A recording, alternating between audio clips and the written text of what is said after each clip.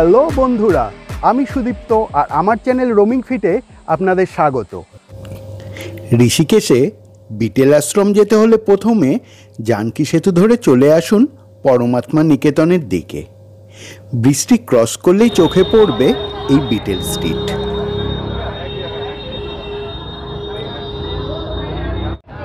জানকী ঝুলা cross করে ঠিক right সাইডেই পড়বে বিটেল আশ্রমের যাওয়ার রাস্তাটা। ওই রাস্তা ধরেই আমরা এখন এগিয়ে যাচ্ছি। জানকী সেতু থেকে 5 থেকে 7 মিনিট হাঁটলেই পৌঁছে যাবেন বিটেল আশ্রমে। ভেতরে প্রবেশ করার এন্ট্রি ফির চার্ট আমি স্ক্রিনে শেয়ার করে রাখলাম। পৌঁছে গেছি বিটেল আশ্রমে, যেটাকে বলা হয় চৌরাশিয়া কুটির। আসার রাস্তাটা খুব একটা ভালো না। এখান থেকে টিকিট করতে হবে 200 টাকার বিনিময়ে, আর আপনার একটা আইডি প্রুফ এখানে দিতে হবে, তারপরে আপনি ভেতরে ঢুকতে পারবেন। বিটেলসের জনপ্রিয়তা যখন মধ্য গগনে, 1968 সালে তারা হঠাৎই চলে এসেছিল ঋষিকেশের এই আশ্রমে। এই আশ্রমটি ঘুরে দেখার ফাঁকে ফাঁকে আমি বিটেলসদের কিছু স্মৃতিচারণ আমার এই ব্লগে উপস্থাপন করব। 1960-এর দশক, তখন সবে দ্বিতীয় বিশ্বযুদ্ধ শেষ হয়েছে। সারা বিশ্ব জুড়ে চলছে একটা অরাজকতা, যুদ্ধ, হিংসা, বোমা, হানাহানি। আর তারই মধ্যে ছিল এক মরুদ্যান যার নাম বিটেলস। বিটেলসের ক্ষেত্রে একটা কথা খুবই প্রযোজ্য ছিল, বিটেলস নাকি যীশু খ্রিস্টের থেকেও বেশি জনপ্রিয়। আর সেই বিটেলস যখন জনপ্রিয়তার তুঙ্গে মানে ইউরোপ আমেরিকায় ছড়িয়ে পড়েছিল তাদের জনপ্রিয়তা, সেই 1968 সালে পদার্পণ করেছিল আমাদের এই ইন্ডিয়াতে, এই বিটেলস আশ্রমে, যার আসল নাম হলো শঙ্করাচার্য আশ্রম। পরবর্তীকালে এটাকে চৌরাশিয়া কুটির বা বিটেলস আশ্রম নামেই এখন প্রসিদ্ধ। এই আশ্রমটি প্রতিষ্ঠা হয়েছিল 1961 সালে, আর বিটেলসরা এখানে পা রেখেছিল 1968 সালে। এবং এই আশ্রমের হাত ধরেই ভারতবর্ষ তখন দেখেছিল মিডিয়া হাইপ, কিভাবে সারা বিশ্বের মিডিয়া এখানে জড়ো হয়েছিল কভারেজ করতে। এবং এটা এমনও শোনা যায় যে অনেকে মনে করা তো ইন্ডিয়ান পার্লামেন্টে প্রশ্ন করা হয়েছিল, বিটেলস কেন ভারতবর্ষে, এরা কি আমেরিকার চর হিসাবে এখানে এসেছে? কিন্তু পরবর্তীকালে দেখা গেল না, এটা মহর্ষি মহেশ যোগীর কাছে তারা শুধুমাত্র যোগা চর্চা করতেই এসেছিল।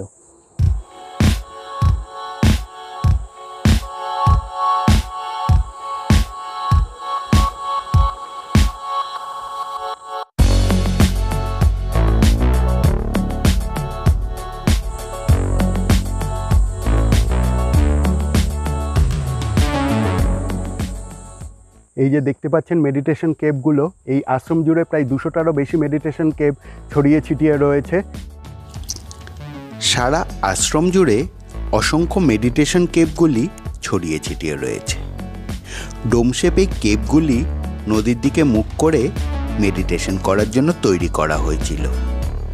দ্বিতলায় বিল্ডিংগুলির নিচের তলায় ছিল অ্যাটাচ বাথরুম। এই কেভগুলি এমনই সায়েন্টিফিকভাবে তৈরি করা হয়েছিল যে এখানে বসে ধ্যান করলে কোনো ইকো হতো না। এই সিঁড়ি দিয়ে নিচে চলে গেলেই ছিল থাকার ঘর।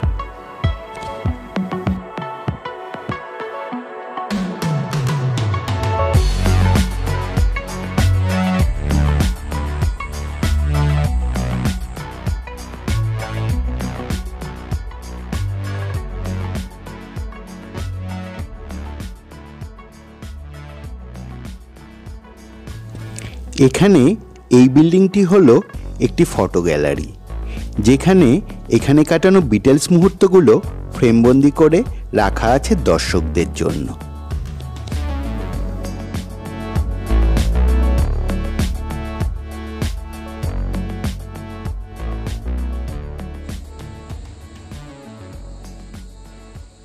হলেন মহর্ষি মহেশ যোগী। টাইমস ম্যাগাজিনে কভার পেজে ইনার ছবি ছাপা হয়েছিল তখনকার দিনে, যেখানে নেহেরু, গান্ধীজি, ইন্দিরা গান্ধীর মতো ব্যক্তিত্বদের ছবি ছাপা হয়েছিল। সেখানে প্রথম সন্ন্যাসী হিসাবে এই মহর্ষি মহেশজির ছবি ছাপা হয়।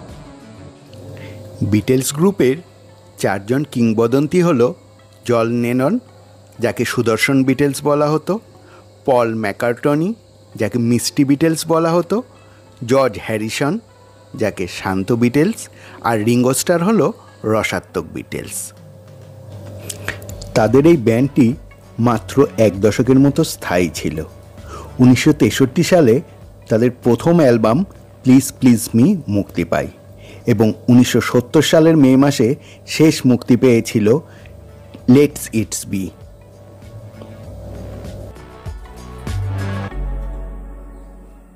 দেখতে পাচ্ছেন আমার পেছনে জন লেনন আর সিনথিয়া লেননের ছবি। ওনাদের মাধ্যমেই প্রথম মানে ইন্টারন্যাশনালভাবে ভারতীয় পোশাক পরিচ্ছদের একটা মানে পরিচিতি লাভ করেছিল ও মানে সারা বিশ্বের কাছে যে ইন্ডিয়ান কালচার সম্বন্ধে সেই সময় মানে একটা ভারতবর্ষের পক্ষে একটা বিশাল প্রাপ্তি ছিল। যেটা আমি আগেই উল্লেখ করেছিলাম, মহর্ষি মহেশ যোগীর চিত্র টাইমস ম্যাগাজিনের কভার পেজে স্থান পেয়েছিল, সেটিও রাখা আছে এই মিউজিয়ামে। এখানে একটি ক্যান্টিনও রয়েছে, আর যেটা চোখে পড়ল ফরেনারদের উপস্থিতি। ফরেনারদের কাছে কিন্তু এই আশ্রমের জনপ্রিয়তা এখনো একটুও কমেনি। যেতে যেতে দুদিকে চোখে পড়ল এখানকার কিচেন, ছাপাখানা সহ অনেক বিল্ডিংয়ের ধ্বংসাবশেষ। এই টোটাল 15 একর এরিয়া যেটা নিয়ে আশ্রমটা গঠিত, এখন টোটালটাই হচ্ছে রাজাজি টাইগার রিজার্ভের আন্ডারে আছে। প্রায় পুরো ভগ্নদশা বিল্ডিংগুলোর। এগুলো দিয়ে গভর্নমেন্ট এতটাই উদাসীন, এগুলোর দিকে যদি একটু নজর দেওয়া যেত তাহলে একটা আমাদের এত বড় একটা ইতিহাস যেটা ধ্বংস হতে চলেছে সেটাকে হয়তো রক্ষা করা যেত। এই আশ্রমটির দেয়াল জুড়ে নানা ধরনের ফ্রেস্কো পেন্টিং চোখে পড়ে। বেশিরভাগই আশ্রমটি যখন বন্ধ ছিল সেই সময় বাইরে থেকে ফরেনাররা এসে এই পেন্টিংগুলি করে। সত্যি তারিফযোগ্য। লেনন, পল, জর্জ, রিঙ্গো স্টার সবার ছবিগুলো যেন একেবারে জীবন্ত। আশ্রমের এই স্থানটি এখন মোবাইলের যুগে সেলফি ক্যাচারদের কাছে একটা আদর্শ স্থান। প্রসঙ্গত বলে রাখি, 2004 সালে রোলিং স্টোন ম্যাগাজিন বিটেলসকে সর্বকালের সেরা 100 শ্রেষ্ঠ শিল্পীর তালিকায় শীর্ষে স্থান দেয়। ইনি হলেন মহর্ষি মহেশ যোগী, আর বিটেলসের group John Lennon, Ringo Starr সবার ছবি এখানে আছে। এই ছবিগুলো সাধারণত যখন এটা বন্ধ হয়ে পড়েছিল সেই সময় ফরেনার যারা স্ট্রিট পেন্টার আছে তারাই এসে বাইরে থেকে এই পেন্টিংগুলো করেছিল। এই জায়গাটা এসে সত্যি আমি অভিভূত। ঋষিকেশের ঠিক সেই রকমই এত বড় একটা হিস্ট্রি এখানে লুকিয়ে আছে, এটা আমাদের কাছে অনেকের কাছেই এটা অজানা।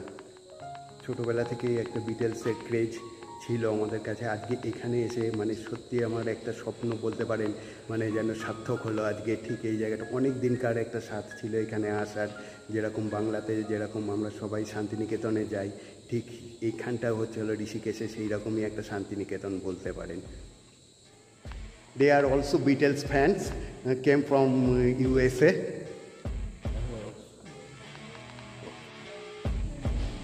ভাবতেও অবাক লাগে ঠিক এই আশ্রমে বসে কত যে পরপর মানে বিখ্যাত সব গান এখানে বসে রচনা করেছিলেন সে বিখ্যাত সব দিগ্বিজয়ী এই বিটেলসের গ্রুপ। সত্যি গায়ে কাটা দিচ্ছে।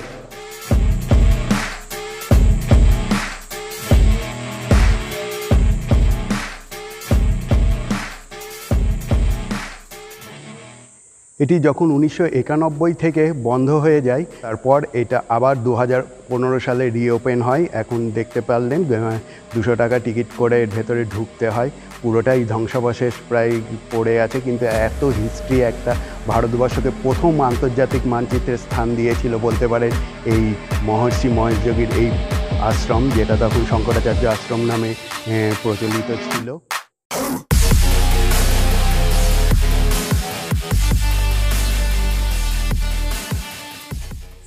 এখানে বিটেলসের গ্রুপ আসার পর জায়গাটা এতটাই প্রসিদ্ধ হয়ে গেছিল, ফলে অনেক বিদেশিরাই এখানে তখন আসছিল।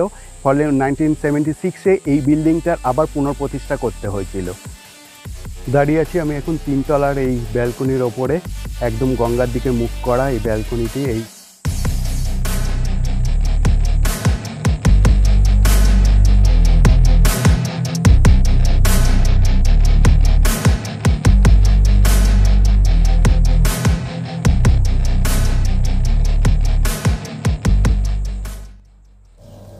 আশ্রমের এই কুটিরটি ছিল মহর্ষি মহেশ যোগীর নিজস্ব কুটির।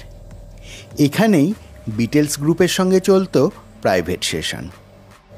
কখনো বা এই ঘরে আর কখনো বা ছাদে বসতো এই সেশনগুলি।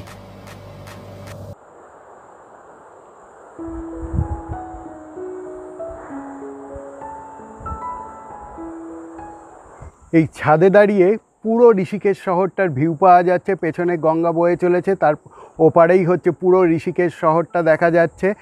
আর এই দিকটা তার ঠিক উল্টো, এই দিকটা হচ্ছে ফরেস্ট। রাজাজি টাইগার রিজার্ভের আন্ডারে এই জায়গাটা পড়ে গেছে, ফলে দুটোর মধ্যে গঙ্গা নদী দুটোকে পুরো আলাদা, দুটো একদিকটা শহর আর একদিকটা পুরো বনাঞ্চলের মধ্যে পড়ে যাচ্ছে। সারা আশ্রম জুড়ে অনামা শিল্পীদের এই রকম অজস্র শিল্পকলা ছড়িয়ে ছিটিয়ে রয়েছে। প্রায় ঘন্টা তিনেক এখানে কাটিয়ে বেরিয়ে আসার পালা।